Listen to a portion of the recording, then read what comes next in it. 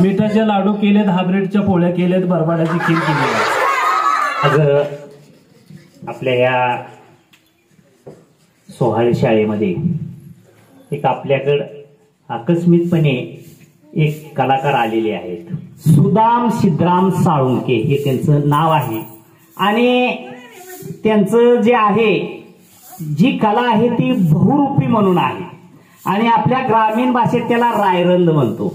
तुम्ही हा शब्द कधी ऐकला नसेल, रायरंद. आणि दुसऱ्या ह्यानं बहुरूपी म्हणून आपण ओळखलं जातो. तर बोलण्यामध्ये ते इतके पटाईत आणि तरबेज असतात, हजर जबाबी असतात. आणि ह्या बोलण्याच्या कलेमुळं ती आपली उपजीविका करत असतात. ह्या बोलण्याच्या उखाळ्या पाखाळ्या करून, काही विनोदी प्रसंग सांगून ते लोकांना हसवत असतात. काही प्रसंगी, कठीण प्रसंगी गंभीर सुद्धा बनवतात.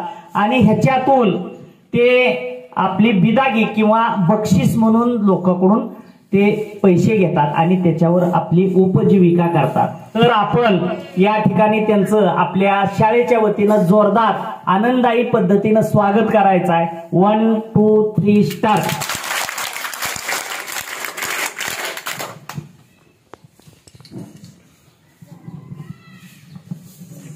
मित्रांनो, आम्ही बहुरूपी कलाकार म्हणजे शिवाजींच्या काळातली माणसं म्हणायचे मला. आणि त्यावेळेला म्हणजे कसं होतं की राजांना समजा ह्या गडावरनं जर समजा त्या गडावरती जर जायचं झालं, मग आधार कोणाचा घ्यायचा किंवा माहिती कोण आपल्याला देईल किंवा बाबा तिथं जाण्यासाठी आपला रस्ता कोण सांगेल, त्याच्यापर्यंत आपल्याला माहितीचा माणूस कोण मिळेल. मग त्याच्यामुळे बहुरूपी कलावंताचा ते वापर करायचे. त्यावेळेला फेरगिरी करणारे म्हणजे भैरवजी नाईक. कोण होते? भैरवजी नाईक होते त्यावेळेला. मग त्यांना अगोदर महाराजांनी विचारायचे, अरे बहुरूपी जी महाराज जी, आजचा काय प्रोग्राम आहे? तर महाराज म्हणायचे, आज सोहळ्यापासून आपल्याला जायचं आहे, पण समजा आता रोडपर्यंत जायचं म्हणजे ब्रिजपर्यंत जायचं आहे, मग तिथं काय आपल्याला अडचण येईल का? तर ह्यांनी म्हणायचं, बाबा काही सुद्धा अडचण नाही, तुम्ही तिथपर्यंत पोहोचू शकता, ही माझी खात्री आहे. म्हणजे महाराजांना देखील जाण्यासाठी ते त्यांच्या जीवाशी खेळून तिथपर्यंत महाराजांना पोचवायचे. मग तिथं अनेक जरी सोंग करणं त्यांना पडले, राम लक्ष्मण हनुमान मारुती, लेडीजचं सोंग असेल, तुमचं काही कसलं जरी सोंग असेल, प्रत्येकाच्या सोंगाचे उदरनिर्वाह करून त्या गावाची माहिती त्या गावाला पाठवायची, त्या गावाची माहिती पुढच्या गावाला पाठवायची. जिथपर्यंत माहिती मिळेल तिथपर्यंत राज्य त्यांच्या पाठीमागे जात होते. कारण त्यांना त्या रस्त्याचा अनुभव नसायचा, त्या गावाचा अनुभव नसायचा. बाबा इथं कुठं आपल्याला हल्ला होईल का, इथं कुठं आपल्याला सैनिकात पडेल का. मग त्याच्यासाठी ह्या बहुरूप्यांचा ते वापर करायचे. मग वापर केल्यानंतर काय करायचे, बाबा जिथं आपल्याला जाईल तिथं समजा मुक्कामाची सोय होईल का, आणि तिथं आपल्या सैनिकाला, पूर्ण सैनिकाला काही त्रास नाही होता, अशी जबाबदारी त्यांच्यावर भैरवजी नाईकावर सोपवलेली. ही महाराजांच्या काळापासून ही बहुरूपी आम्हाला कलावंत मिळलेला आहे. तरी सुद्धा आम्ही बहुरूपी म्हणजे कसे झालो, आता पहिली सोंग राहायची राम लक्ष्मण हनुमान मारुती, ही सोंग पहिले आमच्याकडे राहायची. ही सोंग करायचो आम्ही कुठं गावात, चौकात, चावडीवर, पारावर. मग 2 दिवस सोंग दावायची आणि तिसऱ्या दिवशी जी काय गाव देईल त्याच्यावर आमचा उदरनिर्वाह चालायचा. मला म्हणायचं बहुरूपी कलावंत. आता सध्या लग्न काढले माझ्या सासऱ्याच्या बापाचं. सासऱ्याच्या बापाचं लग्न आहे 40 तारखेला. आयतवारी लग्न काढले आणि रविवारी हळद येत्या. चला काकू चला लग्नाला चला, पोरं बांधा खामाला, कुत्रे घ्या काकाला.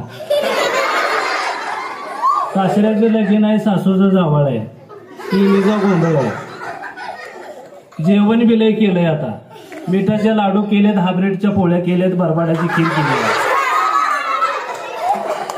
बेसनाची उसळ केली आहे, शांबडाचं तूप आणलंय. लोक बघू पळायचं, चुकून बघून लोळायचं. चुकून गेला डोळ्यातून बसायचं मळ्यात. पाटा वरवटा शेजारणीच्या गळ्यातून लाडूचं टोपलं तुमच्या गळ्यात. असे लग्नाची हवा केली आम्ही बी. आता सध्या मी बी ऊस लावलाय पत्र्यावर. आता चुलीत मोटर लावली. आता आणि माळाला हिर पडले या अर्ध्या एकरामध्ये 60 बोरी 40 हिरी पडल्यात. हा पाण्याचं कमी नाही आपल्याला. कालच लोकांच्या नळात आणलं होतं. म्हणजे आमच्या हिरीचं पाणी पित नाही, खारं लागतंय जरा. तसं काही कमी नाही आपल्याला. आता सगळं बागायत करून ठेवलंय. ऊस लावलाय, आता पुन्हा काँग्रेस बी लावलाय 10 एकर. हा त्याच्यामध्ये बेसरम लावली 5 एकर. कडधान्य भरपूर आहे. पाहुणे मंडळी गावकरी मंडळी जेवण करून कोणी जाऊ नये. कार्याच्या मालकाची नंबर विनंती धरली या. गेल्या वर्षी हळदी काढल्याचं आमदार लग्न धरलं या.